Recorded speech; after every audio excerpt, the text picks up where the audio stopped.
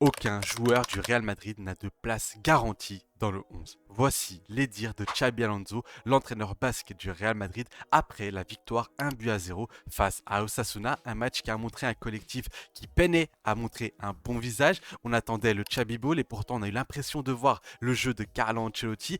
Évidemment, pas le moment de sonner l'alarme, effectivement ce n'est que le début de saison, mais il y a déjà quelques réglages à apporter au sein de cet effectif, au sein de ce 11, notamment avec des questions qui concernent Vinicius Junior. Est-ce qu'il doit toujours rester titulaire indiscutable alors qu'il peine à retrouver son meilleur niveau?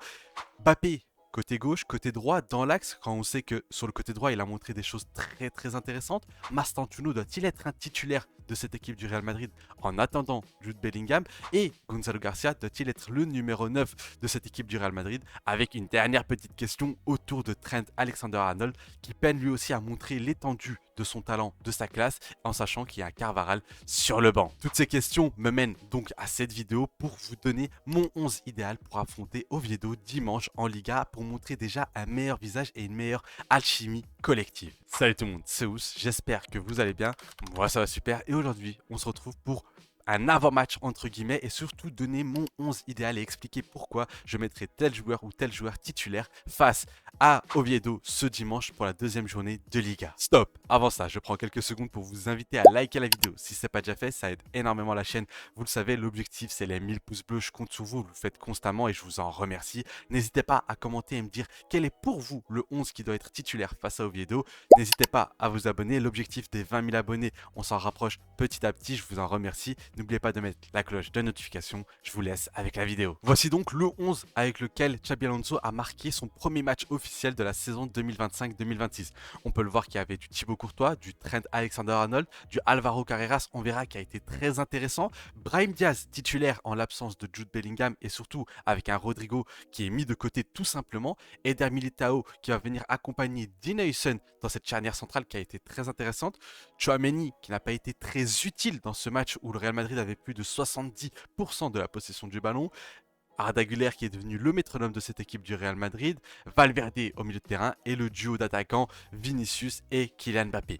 Bon, on va rentrer directement dans le vif du sujet avec la 11 que j'attends du côté du Real Madrid. On va commencer avec le gardien de but, forcément. Thibaut Courtois, pour le coup, ici, il n'y a pas trop de surprise. C'est le gardien qui sauve constamment le Real Madrid.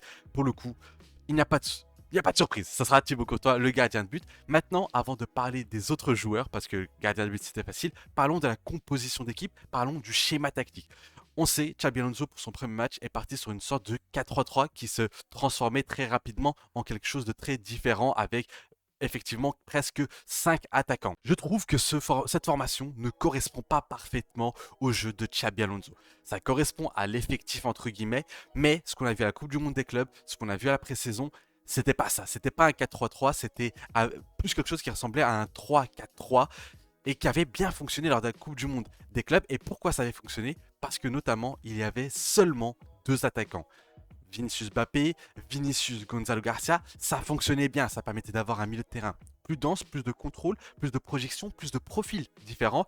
Et du coup, ça marchait mieux parce que lors du match face à Osasuna, on l'a vu, 3 attaquants n'ont pas servi le collectif, n'ont pas servi à la victoire. Et c'est pour ça que moi je partirais plutôt sur un 4-4-2 losange avec notamment en défense centrale le crack, le génie espagnol, celui qui est pour moi la meilleure recrue de ce mercato, Dean Huijsen, tout simplement sensationnel, qui participe à la construction du jeu, mais aussi très solide défensivement.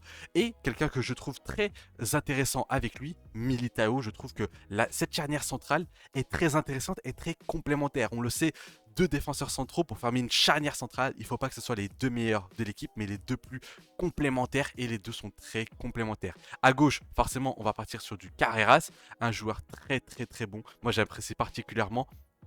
On peut le trouver juste ici.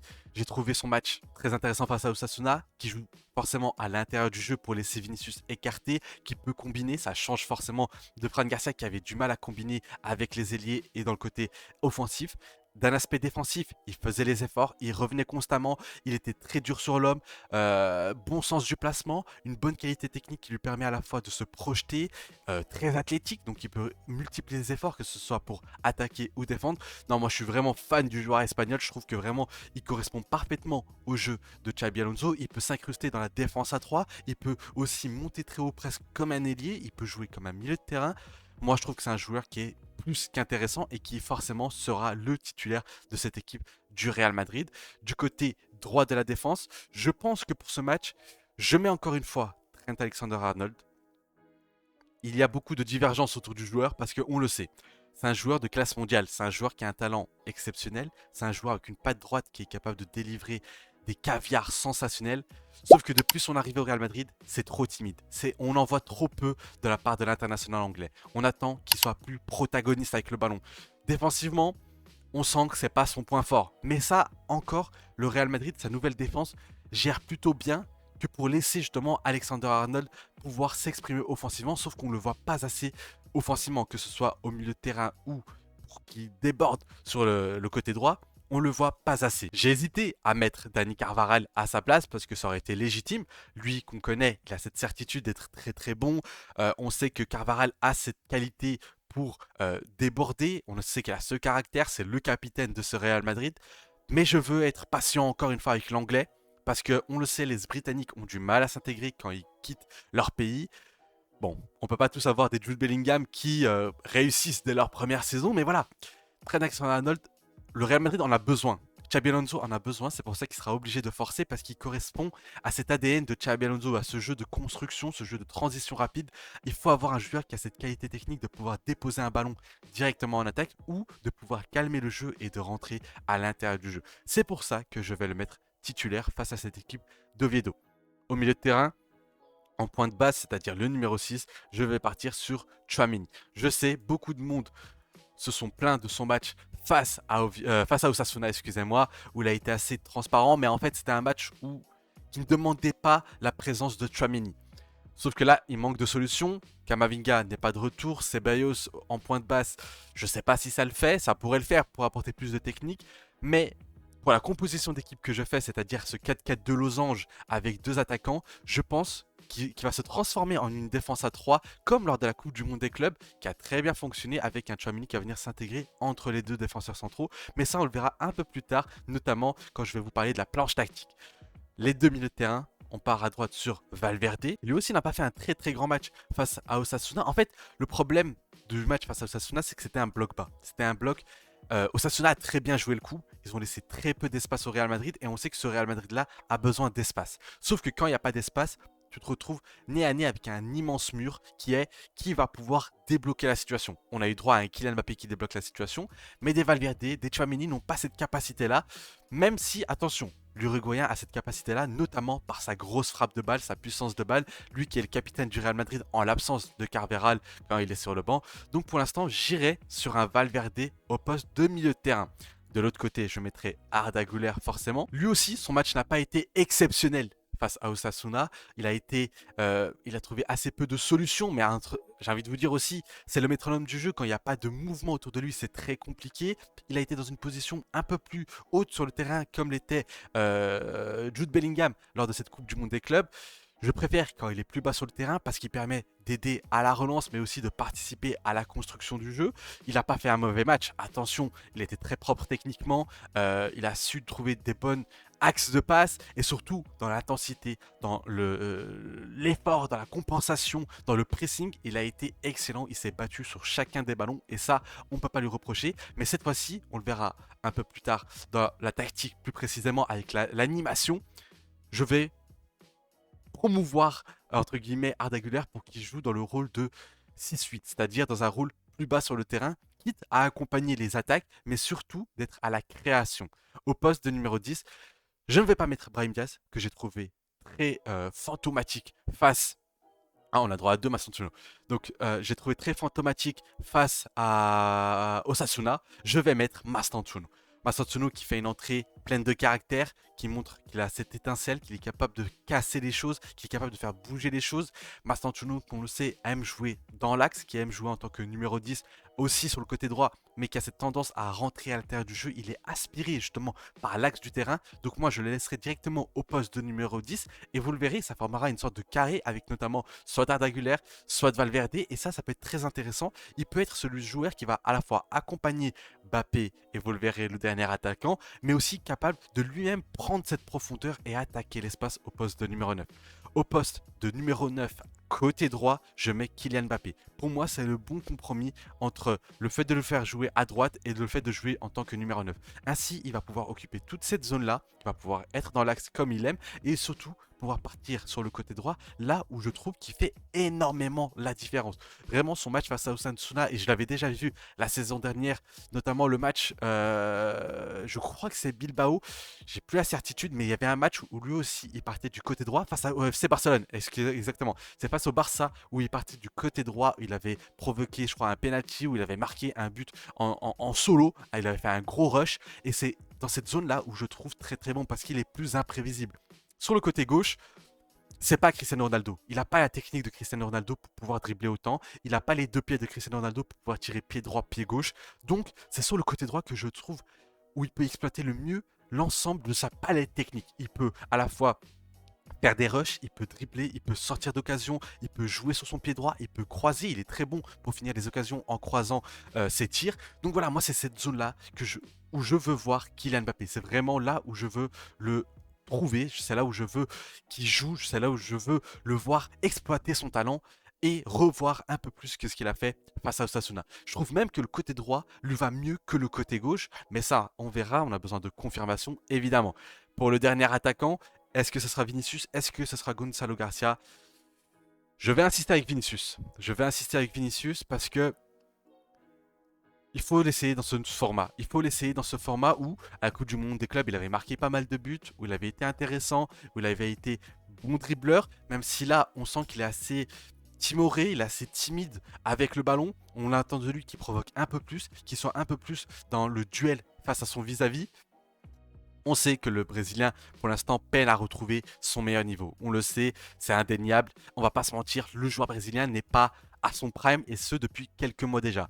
Que ce soit par rapport à sa prolongation de contrat, que ce soit par rapport à Kylian Mbappé. Bref, le joueur n'est pas épanoui.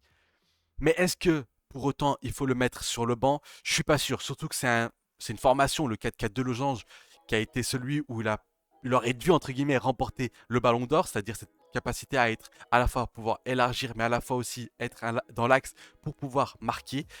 Voilà, c'est ce que j'attendrais de Vinicius. J'attendrais la même chose de Kylian Mbappé, lui qui fait ça sur le côté droit. Ben, j'attendrais la même chose de Vinicius sur le côté gauche, avec cette capacité à la fois à écarter et mettre un Mastantuono qui rentre un peu plus à l'intérieur du jeu, plus dans l'axe. Mais ça, nous le verrons un peu plus dans l'aspect tactique animation, parce que vous le savez, dans le football, les compositions d'équipe veulent tout et rien dire. C'est-à-dire que là, on peut interpréter ce 4-4 de Losange de toutes les manières que l'on veut. Mais là, je vais vous montrer ce que j'ai pu voir, ce que j'ai pu analyser face à la Coupe du Monde des clubs, enfin lors de la Coupe du Monde des clubs, excusez-moi, et ce que j'attendrai notamment, ce que j'aimerais voir, mon 11 idéal, mon animation idéale face à Oviedo. Donc voilà, vous voyez que j'ai déjà mis directement les 11 joueurs, ce fameux 4-4 de Losange. Ce 4-4 de Losange qui se transformera forcément en une sorte de 3-4-3. Ou 3-4-1-2 avec Mastantuono qui est en numéro 10 et Mbappé Vinicius au poste d'attaquant. Pourquoi ça? Parce que ça permettra du coup à Tchouaméni de descendre plus bas entre les deux défenseurs centraux, là où je l'ai trouvé ultra intéressant lors de cette fameuse Coupe du Monde de club aux États-Unis, qui lui permettait de monter avec le ballon et de ainsi pouvoir aider à la relance, d'avoir un rôle plus important à la relance. On va directement mettre ça. Ainsi, il peut aider à la relance par-ci et par-là. C'est ce que je trouve le plus intéressant avec Tchouaméni. C'est la version que j'ai le plus appréciée avec les débuts de Xabi Alonso. Ensuite, on aurait du coup forcément Carreras qui monterait bien plus haut pour aider dans l'aspect offensif. Un Trent Alexander-Arnold qui serait lui aussi plus haut à la fois pour pouvoir aider à la construction, que ce soit pour s'approcher d'un Valverde et ainsi trouver des axes de passe directement en attaque, ou pour tout simplement déborder et aller très haut sur le terrain quand Kylian Mbappé sera à l'intérieur de l'axe.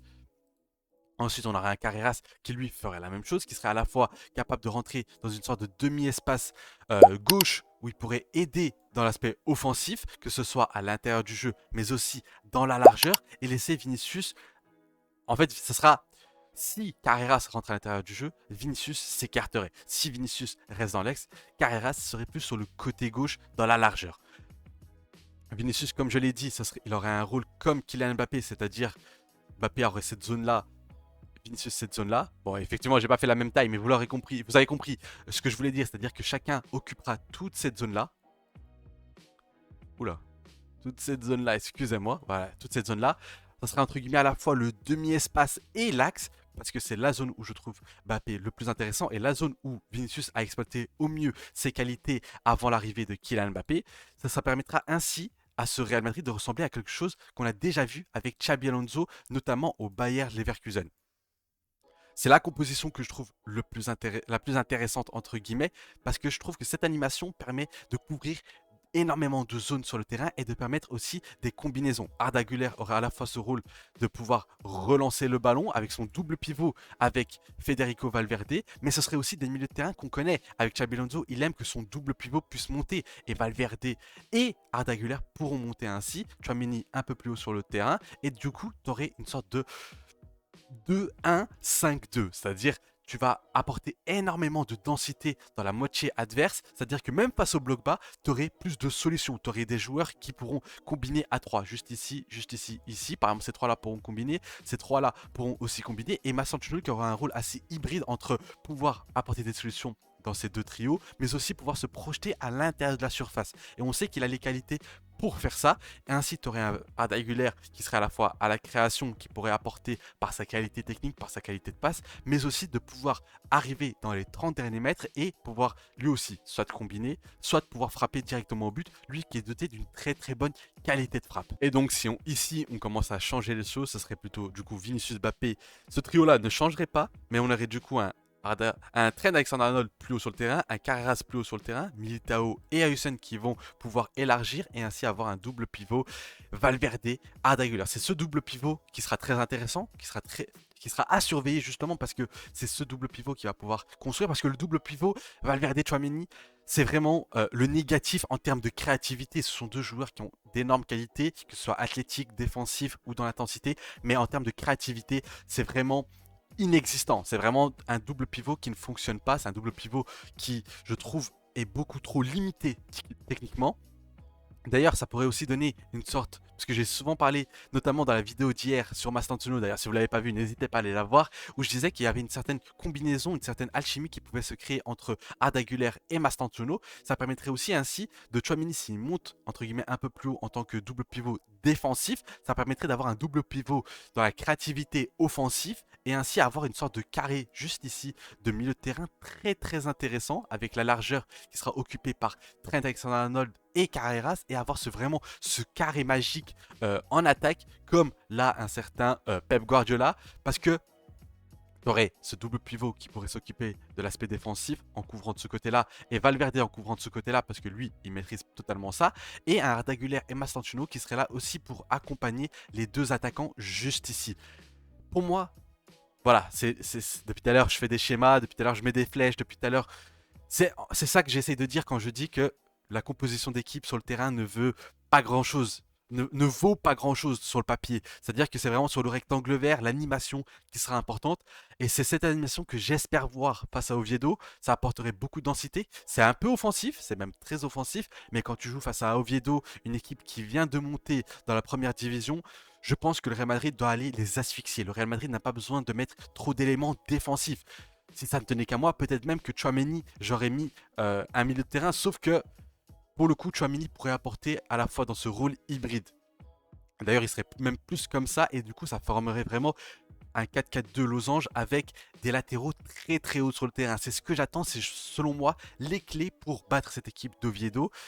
Évidemment, c'est une équipe qui aura une qualité bien moindre, un budget bien moindre, mais je pense qu'il faudra les asphyxier, que ce soit dans le pressing, mais aussi dans l'offensive avec un Trent, un Carreras très très haut et un Arda Güler et Mastantuono très haut. Ainsi, pas leur laisser d'occasion et pouvoir créer dans les petits espaces. Maintenant, la question qui va venir, c'est quid de comment casser un bloc bas, parce qu'on s'attend à ce que Oviedo vienne avec son fameux bus, parce que forcément c'est une équipe qui vient de monter, c'est une équipe qui va vouloir gratter un maximum de points. le match nul leur conviendrait parfaitement, le 0-0 leur conviendrait parfaitement. Et c'est pour ça que pour moi, Vinicius doit en faire beaucoup plus. Vinicius doit être celui qui va casser cette défense. Arda Güler doit aussi être celui qui casse la défense. Mastantuono a aussi cette qualité en 1 contre 1 ou dans la qualité de passe pour justement casser des lignes. Kylian Mbappé a été celui qui l'a fait face à Osasuna. J'attends qu'il fasse la même chose. Carreras a aussi cette qualité-là. Et surtout, Alexander Arnold aura cette qualité de passe, de patte droite pour pouvoir délivrer d'excellents ballons. Voilà, on arrive à la fin de cette preview de mon 11 idéal du Real Madrid face à Oviedo. Nouveau format encore une fois pour cette saison. Au lieu de parler vraiment d'un avant-match et de discuter de tout ça, je préfère faire mon 11. Et là, directement, je vous donne mon avis, ça nous permet de débattre autour de tous les joueurs approximativement. En sortie de banc, face à ce match, j'attends de voir aussi Gonzalo Garcia. S'il a du mal à trouver des solutions, tu mets un Gonzalo Garcia qui peut apporter notamment par son jeu de tête. J'attends que tu mettes aussi un Ceballos qui peut apporter. Brahim Diaz en sortie de banc pour 15-20 dernières minutes, ça peut être intéressant. Maintenant, n'hésitez pas à me donner vos avis en commentaire sur votre 11 idéal face à Oviedo. N'hésitez pas à juger le mien. Je vous donne la permission. Vous pouvez le juger autant que vous le voulez. Mais attention, moi aussi, je jugerai le vôtre en commentaire. N'hésitez pas à me dire si ce format vous plaît. Je fais beaucoup de nouveaux formats en ce moment. Donc, n'hésitez pas à me dire si ça vous plaît. Si ça vous a plu, n'hésitez pas à liker la vidéo. Comme d'habitude, l'objectif, c'est les 1000 pouces bleus. Ça aide énormément à la chaîne. Commentez, vous abonnez si ce n'est pas déjà fait. L'objectif des 20 000 abonnés n'est pas fini. On va continuer à se battre pour arriver et se battre ou plutôt travailler pour arriver à ce nombre là. Je vous remercie d'avoir regardé cette vidéo, c'était Ous et un avis noyé dans la mer.